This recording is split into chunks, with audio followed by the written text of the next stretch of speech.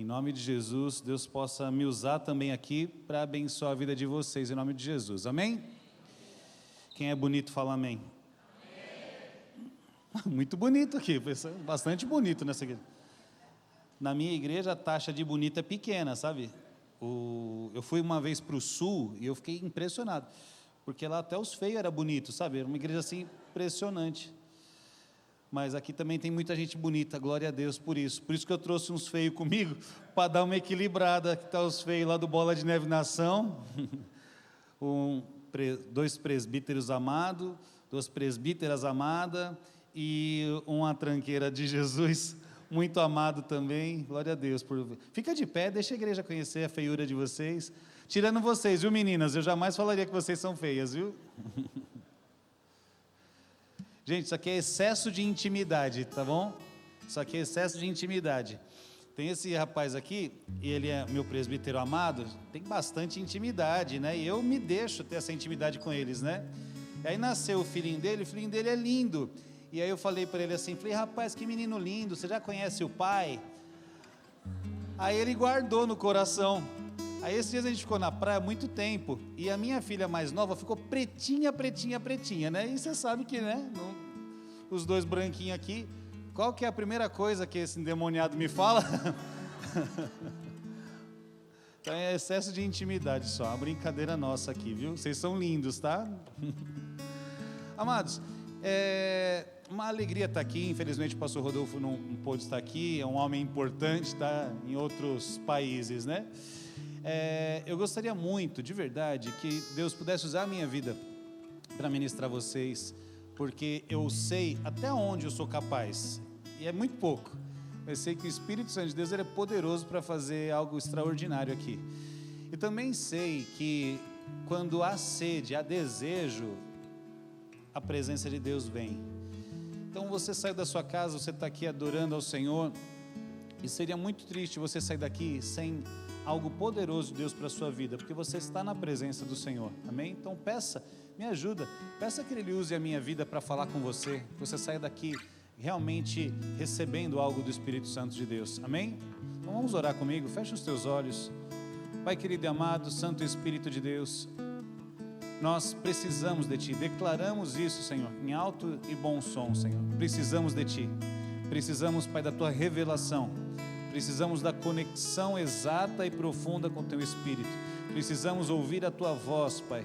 O Senhor tem poder de transformar a nossa história e a nossa vida, o Senhor tem o poder, Senhor Jesus, e o desejo, Pai, de nos lapidar e nos transformar, e eu Te peço, Senhor, vem, faz essa obra em nossos corações, na nossa vida, transforma o nosso ser, nos aproxima, Senhor Jesus, daquilo que o Senhor quer para as nossas vidas, nos quebranta o suficiente para que a Tua palavra venha nos transformar, nos livra de toda distração, que a graça seja abundante nas nossas vidas aqui. Usa a minha vida segundo a Tua vontade, em nome de Jesus eu Te peço e agradeço. Amém e amém, aleluia, glória a Deus. Amados, eu sei que a igreja de Jesus ela tem um propósito de existir, fora o propósito da comunhão, que esse é o propósito mais claro e evidente da igreja, da gente se juntar para adorar a Deus, é o nosso quartel-general, é o lugar onde a gente exerce comunhão uns com os outros. Então a igreja ela é a representação do corpo de Cristo, Cristo é o cabeça, logo a gente se reúne aqui para nos tornar corpo. Eu sei que tem muita gente que gosta de evitar essa parte de ser corpo, porque o desafio social de viver em comunidade, ele é grande, então tem gente que gosta de evitar e tenta ser moderado nesse sentido. Porém, Jesus, Ele é o nosso cabeça e nós somos o seu corpo. Paulo gasta muito tempo tentando ajustar esse equilíbrio para que as pessoas entendam que nós precisamos uns dos outros, que nós não podemos excluir nenhum irmão, nem podemos nos sentir excluídos. Então ele fala o seguinte: olha, vocês são membros do mesmo corpo, um é o braço, o outro é a perna, o outro é o rim. De alguma forma todos nós colaboramos para que todo o corpo ele seja saudável, tenha saúde e possa realizar os propósitos de Deus, amém? Então há a importância da gente estar aqui. Porém, além de ser importante, há um propósito. Então a palavra diz que Deus deixou uns para apóstolos, mestres, profetas, evangelistas e pastores. E o intuito de tudo isso é o aperfeiçoamento dos santos, a lapidação contínua, a transformação constante daquele que um dia aceitou Jesus como seu Senhor e Salvador. Quem aqui aceitou Jesus como seu Senhor e Salvador? Pouca gente, tem mais gente bonita do que gente salva aqui nessa igreja. Quem aqui aceitou Jesus como seu Senhor e Salvador? Amém? É importante a gente declarar isso. Me ajuda, por favor. E o pessoal da mesa de som, se puder me dar um pouquinho mais de retorno, porque eu me atrapalho aqui com a minha voz e aí eu acabo desgastando muito a minha garganta. Por favor. Então a gente precisa de uma lápida. É o processo de Deus. Aperfeiçoamento está no coração de Deus. Ele quer isso. Consegue, irmão? O técnico de som da minha igreja, eu reclamo com ele, sabe o que ele faz? Ele finge que mexeu. Aí ele fala, tá bom. Eu falo, tá. E ele nem mexeu. Me ajuda? Só um tiquinho de retorno a mais já. Porque até agora. Começou a mudar agora. Tá bom, acho que ficou bem legal para mim aqui. Obrigado, viu? Você é um lindo também. É que não te vejo tão bem. Se não for, é pela fé, tá bom? Recebe. Amados, então há um desejo de Deus de aperfeiçoamento.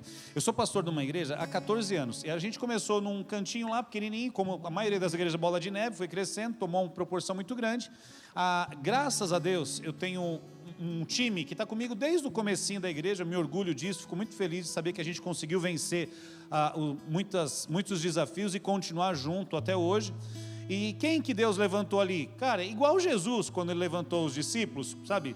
Que não eram pessoas necessariamente capacitadas, mas Jesus capacitou pelo longo do caminho. Jesus tinha Pedro, Jesus tinha Mateus, Jesus tinha cobrador de impostos, Jesus tinha pescador, Jesus tinha médico, tinha uma galera com ele que caminhava junto dele, entre os discípulos e entre os seus apóstolos e entre os seus discípulos tinha gente lá, que era muito simples, tinha gente que era já mais instruído, mas era uma galera que tinha sido excluído da chamada dos religiosos daquela época, né? Porque eles faziam os seus prosélitos, eles pegavam os jovens de maior capacidade, de maior talento, e faziam desses jovens discípulos para que eles pudessem então se tornar sacerdotes no futuro. Jesus pegou uma cambada de cara que já era excluído dessa classe sacerdotal. Então Jesus nos mostra que ele é o capacitador, ele é o formador de pessoas. Então a palavra de Deus diz que ele se agrada, né, em tirar uma pessoa do monturo, do lixo e assentar com os príncipes e príncipes do seu povo. Ele ama pegar aquele que é louco para confundir aquele que é sábio, pegar aquele que é fraco para confundir aquele que é forte, pegar aqueles que nada são para confundir aqueles que são. Então ele tem uma ideia, Deus tem uma ideia de mentoria, de transformação e de aperfeiçoamento a todo aquele que se abre para ser aperfeiçoado.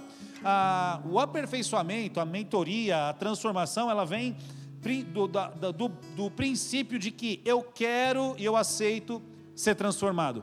Eu quero e desejo, eu quero e me abro para isso. Quando a pessoa chega na igreja, geralmente ela se abre para isso, depois de um tempo ela se fecha, porque o processo de discipulado é um pouco dolorido, um pouco incômodo, né? Você ouvir coisas negativas a seu respeito, você ouvir que ainda tem coisas que Deus precisa lapidar, lidar com aquilo que é negativo a nosso respeito é chato. Por exemplo, eu gosto, mas é chato.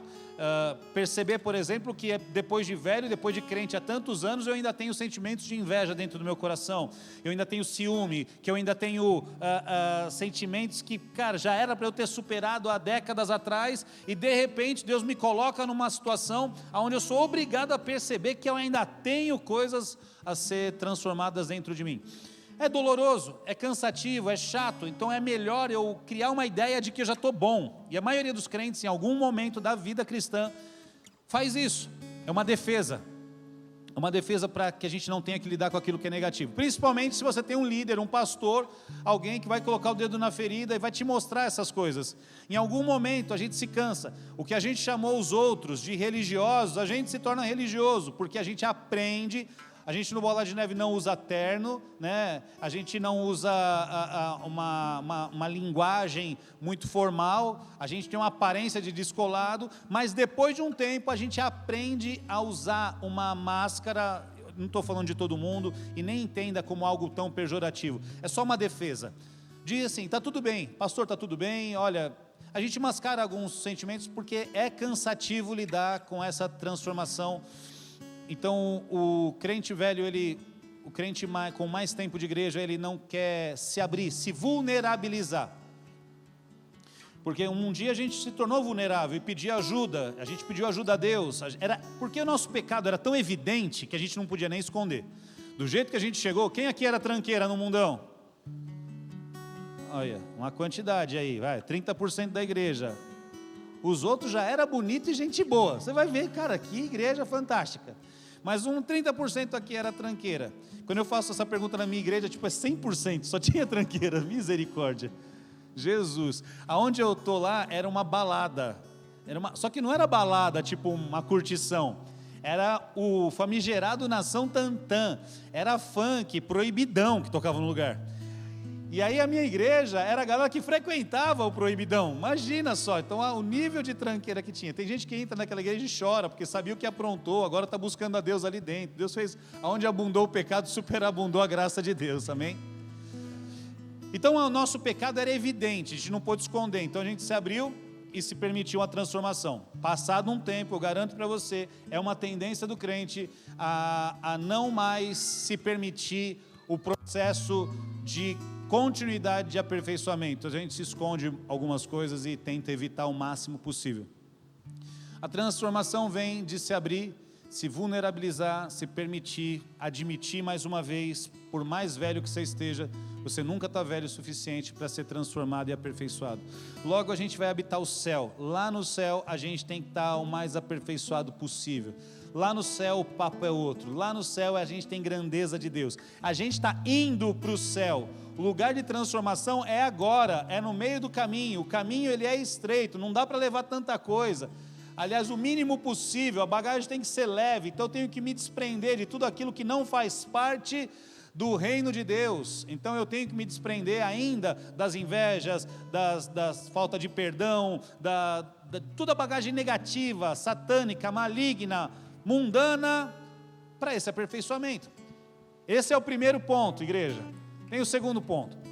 Não é só se livrar do pecado, não é só abandonar aquilo que não é bom. Isso é o primordial, mas depois a gente tem o aprimoramento das virtudes de Deus na nossa vida. E eu estou falando de quê? De que não importa o seu passado, quem você seja, o teu nível de escolaridade, Deus tem um plano de transformação para a tua vida, e Ele é poderoso.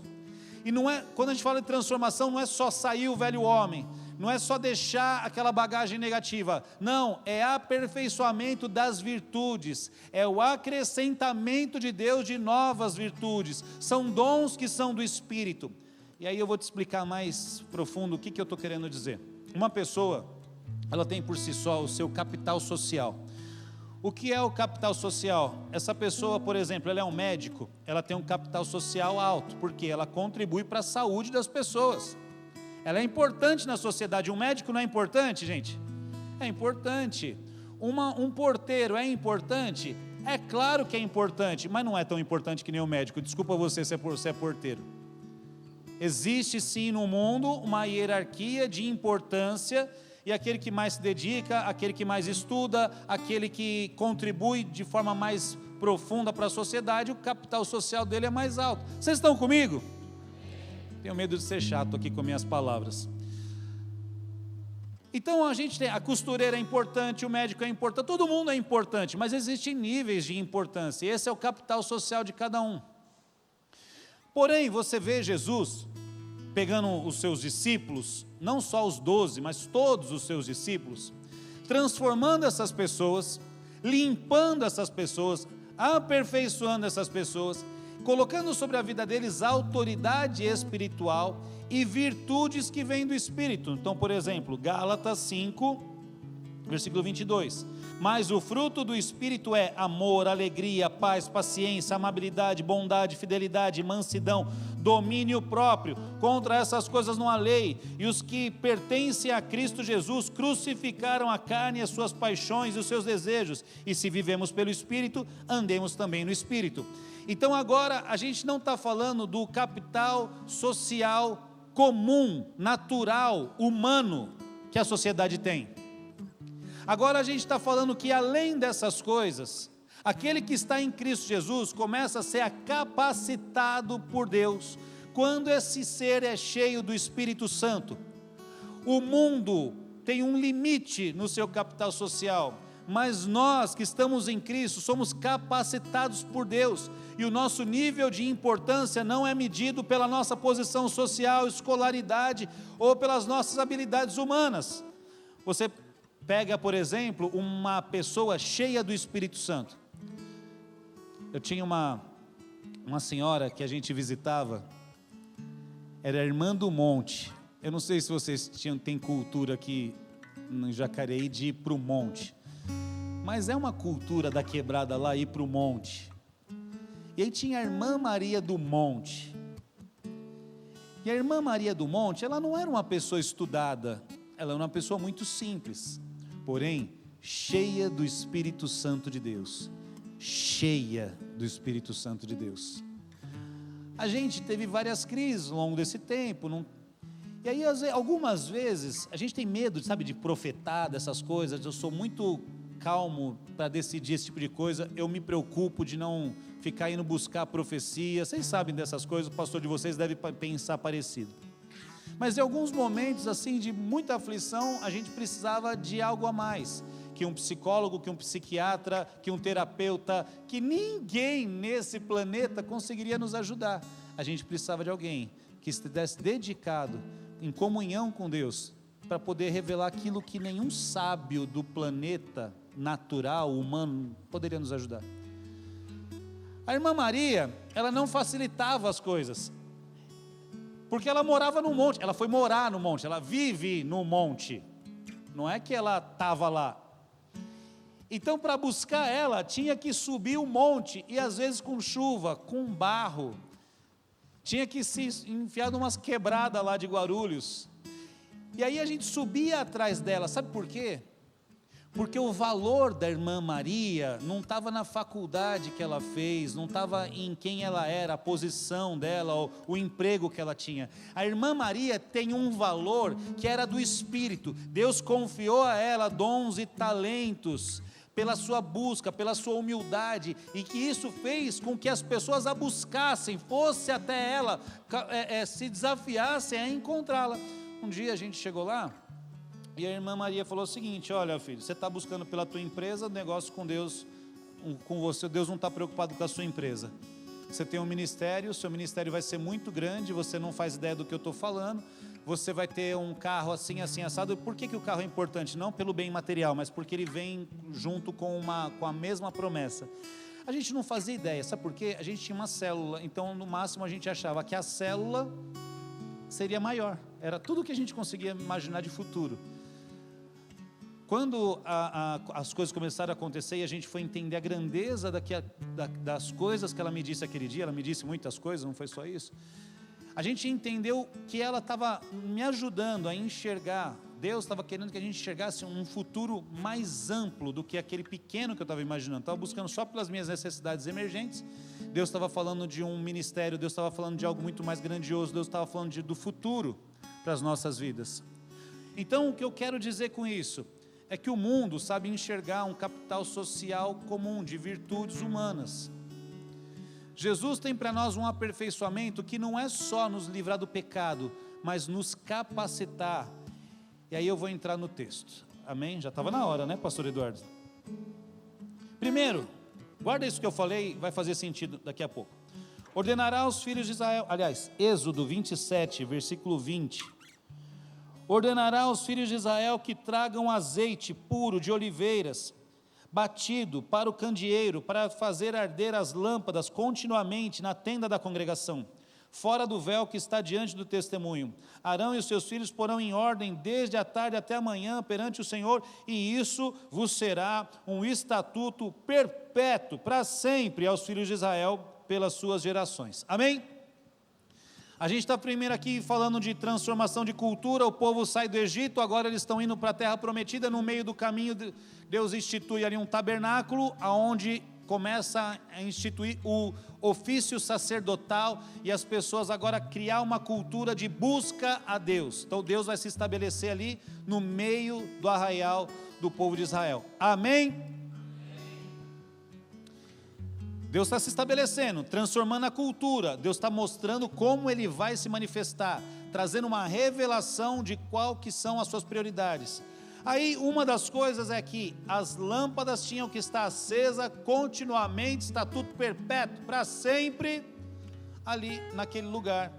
Então não podia apagar aquelas lâmpadas, o sacerdote tinha que ficar colocando óleo ali o tempo todo. Eles dependiam disso. Deus queria que fosse assim, não era para apagar a luz quando fossem dormir. Continuamente aquela lâmpada tinha que ficar acesa. Isso tem um símbolo muito profundo que na época eles não entendem, e hoje, como a gente tem a revelação completa, a gente entende. O óleo simboliza o Espírito, a chama simboliza a presença de Deus, quando há o Espírito ali. Por isso que a palavra fala também, Jesus diz assim, Mateus 5,16, assim brilhe a luz de vocês diante dos homens, para que vejam as suas boas obras, glorifiquem ao Pai de vocês que está nos céus. Vocês são a luz do mundo, e não se pode esconder uma cidade construída sobre um monte. E também ninguém acende uma candeia e coloca ela debaixo da vasilha, pelo contrário, coloca no lugar apropriado, assim ilumina todos que estão na casa. Amém, igreja? Deus está dizendo que eu e você, chamado através de Jesus Cristo, nós somos luz do mundo e sal da terra. Tudo bem, que a gente é luz do mundo e sal da terra, a gente já ouviu, a gente sabe disso. Porém, Jesus, o teu Senhor, o teu Salvador, o teu mentor, o teu facilitador e capacitador, está te chamando pelo nome, eu, você, e está dizendo assim, filho, você pode ter problema com rejeição, você pode ter problema em não acreditar no teu potencial, você pode ter problema em se sentir uma pessoa comum. Filha, você acha que você é uma dona de casa. Filho, você talvez não entenda a sua importância, mas eu estou dizendo, filho, porque eu estou em você e você permanece em mim, eu preciso, é a minha intenção, eu designei isso para a sua vida, que a sua luz brilhe diante dos homens.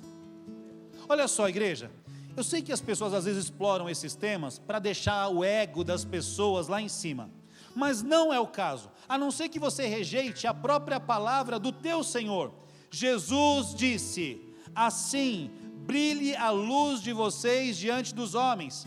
Então eu tenho meus problemas, as minhas dificuldades de rejeição, de não acreditar muito em mim, de pensar mal de mim mesmo, de me menosprezar, como todo ser humano. Mas diante de uma direção de Jesus, diante da palavra dele, eu tenho uma responsabilidade com a minha salvação, que Deus não me salvou só para me tirar do pecado, que Deus não me salvou só porque eu tinha um caminho ruim pela frente, porque eu ia me perder. Jesus não me salvou, Ele me salvou porque Ele me amou, Ele me salvou do inferno, Ele me salvou dessa vida, mas Ele me salvou para um propósito da sua glória, propósito da manifestação do seu reino. Então Ele falou, olha Eduardo, por mais que você tenha problema, é melhor você tratar esses problemas, porque eu quero que a sua luz, a minha luz que está em você, e essa luz que você carrega, brilhe diante dos homens, para que eles vejam as boas obras, e eles glorifiquem a Deus, aqueles que são do mundo, as pessoas que não vão para a igreja, as pessoas que não ainda ouviram do Evangelho, aqueles que não se converteram, os teus parentes e os teus amigos da faculdade, as pessoas que você nem imagina. Eu quero ver eles glorificando ao Pai, por causa da tua vida. O mundo vai glorificar a Deus, se a gente se posicionar e aceitar que Deus quer que a nossa luz brilhe. Então não é um papo de ego para que o crente venha se sentir importante diante do mundo, é a intenção de Deus que a nossa luz brilhe. Então ele está num processo de lapidação constante e aperfeiçoamento, e nesse aperfeiçoamento, Deus precisa, Ele quer, é a intenção dEle, que você creia que Ele quer levantar você como um referencial nessa terra, que você tenha entusiasmo com a sua vida, que você olhe para o teu emprego, não como de forma comum, mas no teu emprego é uma possibilidade de você glorificar o nome de Jesus, que através do seu emprego, você vai extrair louvor dos ímpios ao Pai, por causa da tua vida. Se você já ouviu a história de João Calvino, as pessoas conhecem muito João Calvino pela história do calvinismo, predestinação, essas coisas. Isso aí é uma pequena parte, e eu nem gosto de entrar nesses méritos. Mas a história de João Calvino, quando ele estava lá na Suíça, é que ele ouviu uma palavra, ele leu uma palavra que tudo que a gente tem que fazer para a glória de Deus, e ele pregou isso a vida inteira. E se você estuda lá a história de Genebra, na Suíça, você vai ver que existe neles uma ideia de excelência até hoje, que eles nem sabem de onde vem, e essa ideia de excelência veio porque era a escola deles, fazer tudo para a glória de Deus. Tudo que eu faço para a glória de Deus. Então, dentro do trabalho, do meu emprego, dentro da minha vida, a minha participação numa festa familiar, a luz de Cristo que está ali posta dentro de mim para brilhar. E como que você brilha? Cara, a gente está falando aqui dos frutos do Espírito, é a paz, a alegria, bondade, longanimidade. É quando o nosso capital social não é por causa do nosso talento, nem por causa da nossa faculdade, mas é porque nós somos, por causa daquilo que Jesus fez na nossa vida, e por causa da paz dele que está dentro de nós, por causa da certeza que nós temos de que ele nos ama, porque a gente consegue romper com os traumas do passado, e dentro do ambiente que você está, você consegue exercer e ser luz do mundo, sal da terra. Você tem otimismo, você tem alegria, você tem fé, você tem esperança, você consegue animar o ambiente, você consegue ser um referencial para as pessoas. E se você não consegue ainda, se caso você não é essa pessoa ainda, saiba que existe um poder de Deus à sua disposição, querendo usar a tua vida, e isso não depende de você. Você não tem que se transformar numa pessoa extraordinária, você tem que aprender a deixar Deus usar a tua vida, para que o extraordinário aconteça aonde quer que você esteja. Vocês estão comigo? Amém. Aleluia, fico feliz.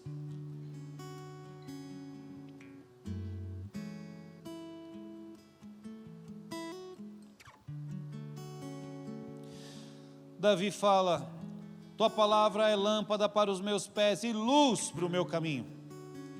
Eu tenho lâmpada para os meus pés e luz para o meu caminho. Eu tenho duas ideias de iluminação aqui. Primeiro, não sei, eu costumo fazer trilha, e às vezes eu faço trilha à noite. Quantas vezes a gente fez trilha à noite? Um monte de vezes. E é complicado, né? A gente já se perdeu já? Várias, né? Porque a gente vai fazer trilha à noite, a gente gosta por causa do desafio. Mas qual que é o desafio? Saber o caminho. Então, primeiro, a gente tem que ter uma lanterna para iluminar os nossos pés, para que a gente não venha tropeçar e não venha cair. Segunda coisa, a gente precisa de referencial para o futuro. Então, lâmpada para os meus pés significa que eu tenho que iluminar aqui para que eu não venha cair, que eu não venha me estribuchar, para que eu não venha cair no meu relacionamento, no meu namoro, que eu não venha cair nos problemas de desafio social de dentro da igreja. O diácono tal, a irmã tal, o líder tal, não sei o que, essas coisas pequenas. Então eu preciso de luz, lâmpada, para mim não tropeçar em coisas bobas da vida, que isso me tira do propósito de Deus. A maioria dos crentes que se perderam do seu propósito não foi por grandes problemas dentro da igreja. Existe um mundo de pessoas na internet chateados, frustrados com a igreja, falando mal de igreja, revoltado. Vai estudar caso a caso de cada um, e não foram grandes problemas. Existiram pessoas que foram abusadas, existiram pessoas que sofreram ali com grandes escândalos, mas a maioria não. A maioria foi pequenos problemas que subiram ao coração, que se tornaram grandes, que se decepcionaram com a fé. Um problema minúsculo perto da grandeza da glória de Deus, daquilo que Jesus nos promete, mas as pessoas se perdem. Então eu preciso de luz para os meus pés, luz para perceber que o problema que eu estou aqui é muito pequeno, perto da glória de Deus que está para se manifestar na minha vida, que eu tenho um propósito maior, que eu tenho esperança, que eu tenho coisas para realizar, e eu preciso de luz para o meu caminho, que é um alvo, que é um direcionamento. Por isso que o apóstolo Paulo fala: olhe para Cristo, para o prêmio máximo da vossa caminhada. Significa, eu sei aonde eu estou indo, eu confio em Deus. Esses dias eu falei lá na minha igreja, numa reunião, eu falei: gente, tem gente aqui que está tão desviado, mas tão desviado, que acredita que Jesus não manda mais nada aqui dentro. O cara tem a coragem de falar assim: aqui na igreja, para ser levantado, tem que ser amigo do pastor. O cara que fala isso, ele está extremamente desviado. Ele está dizendo, em outras palavras, que Jesus não manda nada na igreja dele, que o pastor é manipulado por bajulação e que a vida dele não está nas mãos de Deus. Quando uma pessoa fala isso, em outras palavras, é isso que ela está dizendo: ela não confia que Deus é soberano dentro da sua igreja. Mas eu vi lá. Amado, você está deixando de confiar em Deus, porque Deus, Ele é Senhor da sua igreja, e injustiças ou problemas dentro da igreja é óbvio que vai ter. Mas me fala uma coisa: quem foi que impediu o reinado de Davi? Ninguém. Saul tentou matar o cara, mas não conseguiu impedir. Quem conseguiu impedir que José se tornasse governador do Egito? Cara, tentaram matar ele, mas ninguém conseguiu impedir, porque eles estavam firmados na convicção de Deus sobre as suas vidas. Deus tinha um plano para eles seguiram firme no caminho, nada impediu. Sempre vai ter pessoas ou coisas malignas tentando impedir tudo que Deus tem para a sua vida. Agora, se você vai fraquejar na fé e achar que Jesus perdeu o controle, realmente você não vai cumprir o seu propósito. Estão comigo? Então eu preciso de luz para os meus pés, ou lâmpada para os meus pés, e luz para o meu caminho. Nós somos a luz, nós vamos iluminar o mundo, nós vamos talvez trazer para essas pessoas do mundo que estão perdidos, a ideia de que existe um propósito para a vida deles. Talvez a gente descobriu o nosso, mas eles precisam encontrar propósito para a vida deles. Eles precisam descobrir que existe um caminho, que existe uma solução para os seus problemas, que existe transformação para o casamento deles que está arrebentado, que existe solução e um Deus que ama a vida deles, que quer ajudar eles nas suas dificuldades, que quer libertar das drogas, que quer transformar o seu coração, preencher o vazio. Eles precisam disso. Como que eles vão encontrar o caminho? A gente sendo luz para a vida deles, amém? Quem aqui gostaria de viver uma revolução espiritual dentro do seu interior? Ninguém? 2, 3, 4, 5 pessoas, 6, 7, cara, isso é uma bênção, porque se 7 pessoas dentro dessa igreja viver uma revolução espiritual dentro do seu coração, essa cidade é impactada. Você concorda que teve alguns movimentos avivalistas e evangelistas no planeta, que não dependeram de uma multidão, mas dependeram de pessoas apaixonadas? E é óbvio que eu gostaria de ser usado por Deus para tocar o maior número de pessoas, mas essa igreja aqui, ela não precisa de mim, ela não precisa de, eu fui lá e distraí. Não, essa igreja aqui, ela está muito bem amparada pelo pastor da igreja e pelo Espírito Santo de Deus. Mas se Deus quer usar um pregador de fora, às vezes para ministrar o teu coração, ou para completar aquilo que o Espírito já tem feito aqui, você precisa estar atento. Sabe por quê? Porque Deus pode atuar no processo, mas Ele pode atuar em eventos também. O que eu quero dizer? Que às vezes uma grande transformação mental, espiritual nas nossas vidas, não depende de uma temporada inteira. Depende de uma decisão nossa. Depende de um querer. Depende de um se renovar. Quando a gente conhece pela primeira vez, a gente se abre. Mas aí depois, passado um tempo, eu já sou crente há tanto tempo, eu já vivi tanta coisa, eu já sei dessas coisas, obrigado, eu já vivi tudo isso, já me desgastei com essas coisas. Amado, talvez você passou por um processo muito legal, Deus fez muitas coisas na sua vida, não significa que você atingiu o teu potencial. Talvez Deus queira usar tanto a tua vida, E calma, está com medo de ser pastor, está com medo de ser um missionário, está com medo de ser um evangelista, calma. Deus pode usar você poderosamente na área onde você atua, no seu raio de influência, e talvez Deus queira expandir o seu raio de influência. Talvez você tenha uma empresa e você tenha ela de forma extraordinária e excelente, você vai impactar. Talvez profissionalmente, pelo seu posicionamento, você vai impactar. Mas se o cara não acredita que Deus quer que a luz dele brilhe, imagina ele trabalhando na segunda-feira. Eu estou imaginando uma... É que meu trabalho aqui ficou meio esquisito, né? Eu estava imaginando uma linha de produção que o cara estava de pé e bem basicão. Uma pessoa, ela se distrai no Instagram e ela desonra o trabalho dela fácil, se ela não acreditar que Deus tem um projeto para a vida dela de impactar as pessoas que estão ao redor dela. Pessoas que têm uma certa ambição no crescimento, elas são muito bem-vindas no reino de Deus. Pessoas que têm uma certa ambição por crescimento são muito bem-vindas no reino de Deus.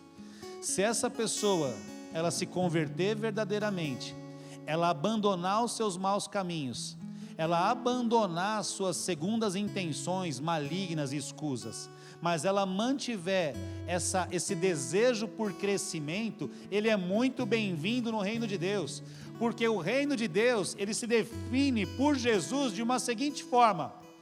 Jesus disse, olha para a parábola dos talentos, um senhor ia viajar, deu a um talento, deu ao outro 2 talentos e deu ao outro 5 talentos.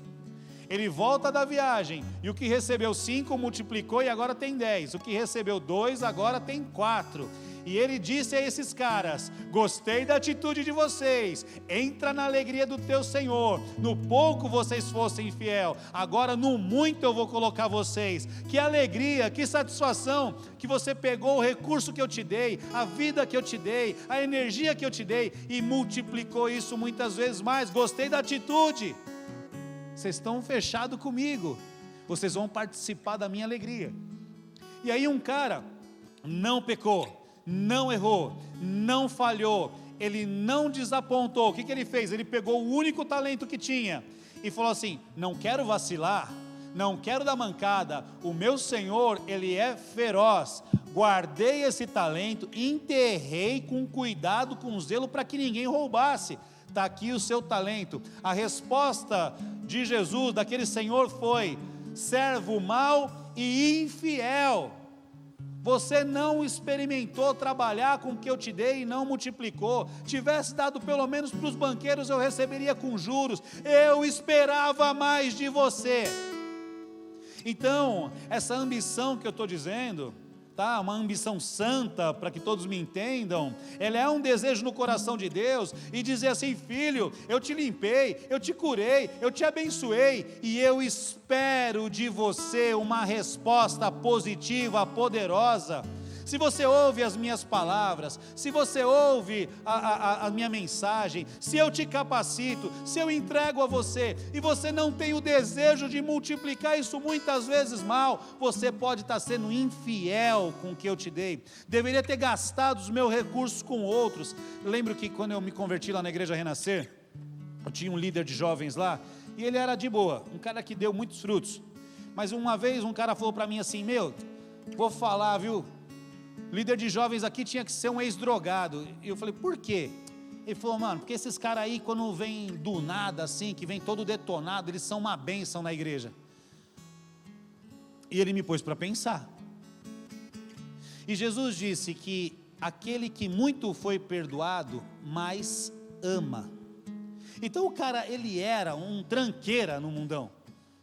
E aí Jesus salva ele, esse cara fica com um nível de gratidão tão poderoso, que ele quer salvar um monte de tranqueira. Eu lembro da mãe do Cazuza, quando isso aí é para quem é bem velho. Eu lembro que uma vez eu vi uma entrevista com a Rosinha, se eu não me engano, e aí ela criou a instituição Viva Cazuza. Cazuza morreu de AIDS, e aí ela criou a instituição Viva Cazuza. Aí perguntaram, por que você está criando essa fundação? Ela falou, porque eu não quero que outras mães também passem por tudo que eu passei, então é uma forma de eu colaborar. Legal. Aí depois eu vi uma outra entrevista de um outro empresário, eu era muito jovem, tá? Aí eu vi um outro empresário que ele criou uma escola especial para crianças especiais, coisas assim. E aí perguntaram, por que você criou essa escola? Ele falou assim, porque eu tive essa dificuldade, então eu criei essa escola para ajudar outros pais. E aí eu lembro de ter pensado o seguinte, talvez pelo Espírito, falou, olha, eu nunca usei droga, apesar de ter a memória de um drogado, mas eu nunca usei droga. O cara veio das drogas e o cara é grato a Deus, porque Deus o libertou. Se eu nunca usei, eu não deveria ser mais grato, já que eu não tive que sofrer com isso? Eu não tenho nenhum parente que teve AIDS. Será que eu precisava ter um parente com AIDS para eu ter empatia por essas pessoas e poder ajudar? Não, talvez eu deveria ser mais grato ainda pelo fato de eu não ter sofrido com isso. Eu não tenho um filho com nenhuma síndrome. Será que eu precisaria ter um filho com uma síndrome para pensar em ter empatia pelas pessoas que sofrem? Não. Talvez pelo não ter nenhum filho com... Talvez eu não deveria ser mais grato a Deus ainda, já que eu não tive que sofrer por essas coisas. Eu penso que aquele que sofreu, ele consegue ter gratidão a Deus pela graça que Ele abençoou, e aquele que não sofreu se torna ingrato. Aquele que não passou por dificuldades, ele se torna aquele que menos trabalha, aquele que é menos dedicado, aquele que menos quer ver transformação. Não deveria ser ao contrário. A gente não deveria ser mais grato a Deus pela sua glória, infinita bondade, pelo seu amor, já que eu não tive que sofrer com essas coisas? E será que então não seria prudente, inteligente da minha vida, já que eu não sofri com essas coisas, talvez me dispor a ajudar um pouco na sociedade, no reino de Deus, em benefício ao próximo, já que a palavra de Deus diz que eu tenho que amar a Deus sobre todas as coisas e amar o próximo como eu amo a mim mesmo? Será que é esse o chamado de Deus para a minha vida? Será que talvez não é assim que a minha luz vai brilhar diante dos homens?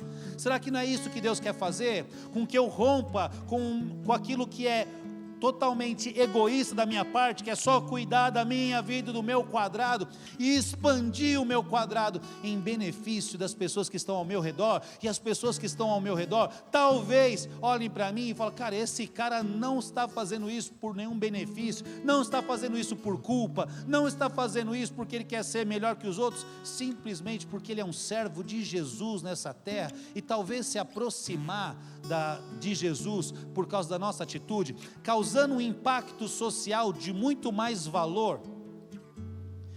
Por que eu estava lendo sobre o óleo? Porque o óleo disse que tinha que ser contínuo e o fogo tinha que ser contínuo. Eu acho que muitas coisas fazem com que o crente perca o seu óleo. Então são os pensamentos pobres que o ser humano carrega, que são pensamentos de divisão, de facção, de fofoca, de inveja, de intriga, que são as obras da carne. Ao mesmo tempo que os frutos do Espírito não é fazer força para se tornar alguém melhor. A palavra fala que é fruto do Espírito, ele sai espontaneamente, ele brota das nossas vidas através do Espírito. Logo o apóstolo Paulo fala, não enchei-vos do Espírito, e assim vocês não vão satisfazer os desejos da carne. Então ele fala, se encha do Espírito, busque o Espírito, busque o óleo, se encha do óleo, receba esse óleo sobre a tua vida, esteja continuamente com esse óleo. E aí, para finalizar, você tem uma parábola de Jesus sobre 10 noivas. Não vou ler tudo, mas Mateus 25, versículo 1, 10 virgens. Essas 10 virgens é o seguinte, Jesus está usando uma cultura daquela época, de um casamento não monogâmico, e aí aquelas virgens foram escolhidas para casar com um cara muito rico, então elas já podiam se sentir privilegiadas, num lugar pobre, as virgens serem selecionadas para se casar com um príncipe. E aí ele tem a festa dele, era uma festa individual para o noivo, uma festa para as noivas. Chegou no final da noite, estava na hora delas subirem para casa. A palavra fala que elas estavam com as suas lâmpadas. as suas lamparinas. 5 eram inteligentes e sábias, 5 eram tolas. E aí as tolas começam a falar assim: ai caramba, está demorando para o noivo vir. Cara, coisa do século 21. As pessoas estão dizendo: Jesus não veio até agora, talvez ele não venha mais. O crente está falando: puxa vida, eu tinha tanta expectativa da volta de Jesus, até agora nada aconteceu. Olha, eu já servi tanto a Deus, eu já fui tão cheio do fogo, agora já não tenho mais o mesmo pique. Porque no começo é fácil você estar a milhão, difícil é terminar bem.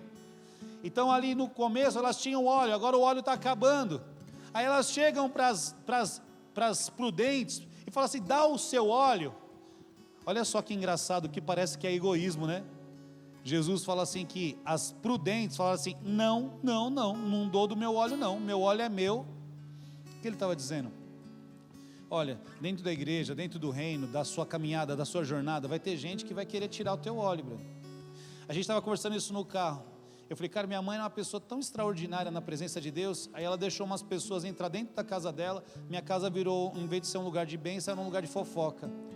Quase se perdeu da fé, quase se atrapalhou. Se não fosse romper com aquelas amizades lá e seguir o seu caminho, hoje ela não era uma pastora, precisou.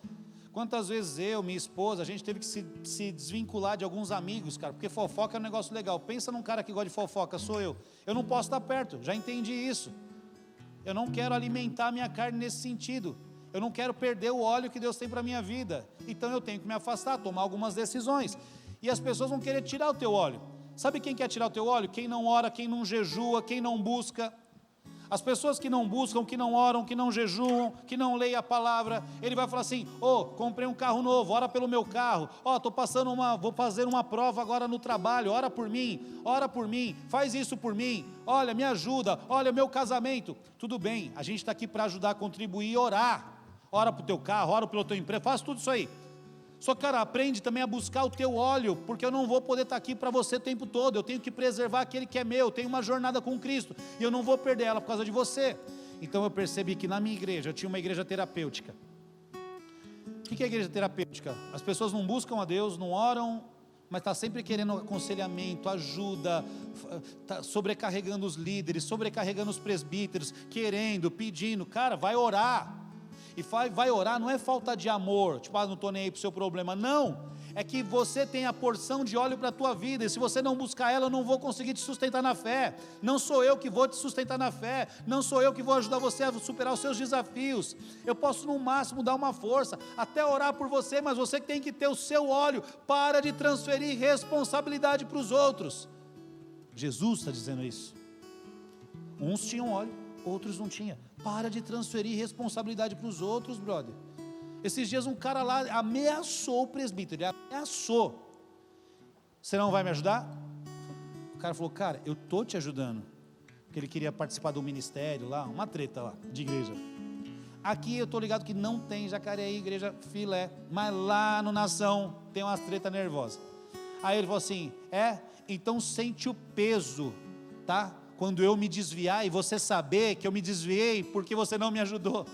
Fala: cara, isso aí não vai colar nem aqui, nem no céu, bro. Você vai dar conta das suas palavras. Você está ameaçando se desviar e ir para o inferno para colocar julgo sobre o presbítero. Cara, tem cada coisa engraçada que acontece, mas é um menino na fé, a gente tem tolerância e amor com ele. Mas é engraçado, porque o cara quer jogar essa responsabilidade para o outro, e não adianta. A gente tem a nossa parcela de responsabilidade. Vocês ainda estão comigo? Então a gente tem a nossa porção de óleo, e é esse óleo, essa busca, que vai fazer com que a gente frutifica. Então eu vou repetir mais uma vez: Deus não está pedindo para você: olha, se esforça para ser gente boa, se esforça para ser legal, se esforça para fazer o bem. Isso não funciona. A palavra está dizendo que nós vamos frutificar pelo Espírito Santo de Deus. Vai ser natural. Quando você perceber, as pessoas estão te procurando para o conselho. Quando você perceber, as pessoas estão indo atrás de você. Quando você perceber, as pessoas estão indo até a tua casa pedir por favor, porque eles sabem que através da sua vida tem palavras de conselho, tem palavras de conhecimento, tem palavras de amor, tem palavras de alívio, tem palavras de consolo. naturalmente, você consegue ver a transformação de Deus na sua vida, o aperfeiçoamento contínuo. Você se abre de novo. Eu quero ser transformado, eu quero ser útil para o reino, eu quero ser luz do mundo, eu quero ser sal da terra. Transforma, Senhor, faz o que tem que fazer, continua essa mudança na minha vida, me livra de todo o mal que eu carrego, porque eu nasci para a glória do teu nome, e é assim que eu quero morrer.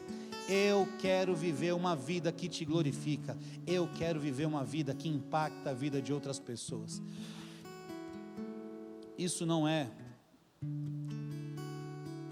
a meu maneira de entender a Bíblia, quando Jesus diz: olha, que a vossa luz brilhe diante dos homens.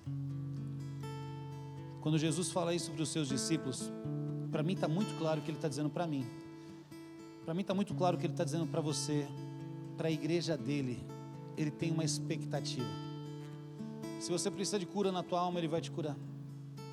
Se você precisa do óleo, Ele vai derramar.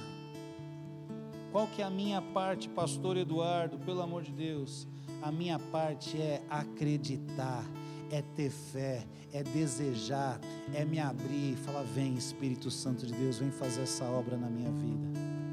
Será mesmo, Senhor, que o Senhor está me chamando para uma revolução? Vou colocar essa nas tuas mãos. A minha parte é me abrir, a minha parte é querer. Eu lembro, olha eu finalizando, lembrando de coisinhas. Eu lembro de a gente estar num congresso de batalha lá na sede, veio um pregador lá, e eu sou meio entalado com ele, tá ligado? O pastor também tem essas coisas, viu? Tem essas críticas. Eu sou meio entalado com ele, falo: esse cara, sei, Senhor. Vou falar o nome do cara, Davi Rebolo. Se um dia ele vier aqui, vocês não contam para ele que eu estou falando. Senhor, eu não entendo, esse cara tem umas palavras meio confusas, às vezes eu fico bem, às vezes eu não fico. Ele começou a falar de prosperidade, de mudança, de transformação. Aí eu falei: já sei, ouvi tudo, retenho o que é bom, vou ficar aqui na minha. Não fiquei tentando não criticar, mas também não estava recebendo nada, estava aqui na minha. E ele falando e eu aqui na minha. Falei: Senhor, eu vou ficar na minha, não vou ficar criticando, vou ficar aqui na minha. E ele começou a falar umas paradas, e aí, mano, a Melissa, acho que passou um WhatsApp para ele, contou da minha vida para ele. Essas coisas, sabe, que acontecem nos cultos? Quando a gente está meio durão assim, Deus quer pegar a gente. Aí escorreu uma lágrima aqui, eu falei: nada a ver. Bobagem, tá falando aí, nada a ver, nem nada a ver comigo, estou benzão, nem preciso, nem está na Bíblia aqui, ó, na minha Bíblia eu não estou entendendo dessa forma. Aí ele falou outras paradas, correu do outro lado, eu falei: cara, acho que eu estou com renite, tacada. Aí ele falou mais umas coisas assim, eu falei: Senhor, cara chato, fica mexendo com a gente. Ele continuou falando, cara, e no fundo do meu coração eu queria me abrir para aquilo, eu estava bloqueadão. Ele começou a falar umas paradas, eu falei assim: ó, Senhor, é o seguinte, eu estou dentro da sua casa, eu estou no maior respeito aqui, estou tentando não criticar esse cara, e ele está mexendo comigo, tudo que ele está falando aí está batendo, está difícil aguentar. Eu não quero tomar uma decisão emocional, eu não quero abrir o meu coração se não for o Senhor que está falando. Eu estou dentro da tua igreja, estou dentro da tua casa, eu não estou assistindo vídeo aleatório no YouTube, eu vim aqui para te buscar. Confirma essa palavra para mim. E o cara continuou falando, e continuou batendo. Eu queria chorar, mas assim, eu nunca choro, mas se eu chorar também, é um escândalozinho assim, à parte. Eu não queria chorar, cara, eu não gosto de chorar. E pessoal do lado ali, falei: que boiolagem, cara, quero ficar aqui chorando. Bom, estou brincando, mas foi um processo, sabe? Aí eu falei: Senhor, eu estou aqui nem da tua igreja, confirma essa palavra para mim. E aí eu percebi que naquele momento então eu me abri, eu recebi, e algo muito profundo aconteceu dentro do meu coração. Eu senti a presença de Deus, era uma confirmação daquela palavra, tinha a ver com a minha vida, tinha a ver com o meu momento. E eu percebi depois daquela oração uma transformação muito grande acontecendo na minha vida. Em um outro momento eu dou esse testemunho aqui do que aconteceu. Mas eu percebi que talvez nada tivesse acontecido se eu não tivesse me aberto naquele momento. Não foi um processo, foi um evento. Eu desejei, eu recebi aquilo sobre a minha vida e a transformação veio, e eu precisava daquilo. Deus foi generoso comigo naquele dia. Assim, por conta disso, eu creio que Deus, Ele quer tocar os nossos corações e continuar esse processo de transformação. Mas aí parece que a gente precisa deixar. O Espírito Santo parece ser alguém muito educado e respeitoso às nossas decisões. E eu acho que Ele está aqui, e da mesma forma nos respeitando as nossas decisões. Feche os seus olhos. Coloca o teu coração diante de Jesus.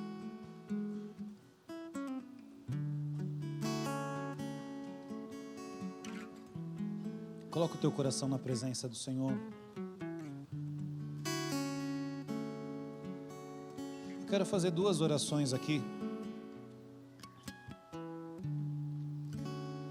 E uma delas é convidando talvez você que nos visita pela primeira, segunda ou terceira vez. Eu não sei se você nos visita, eu não conheço de forma pessoal os membros dessa igreja, então não sei se você nos visita ou não.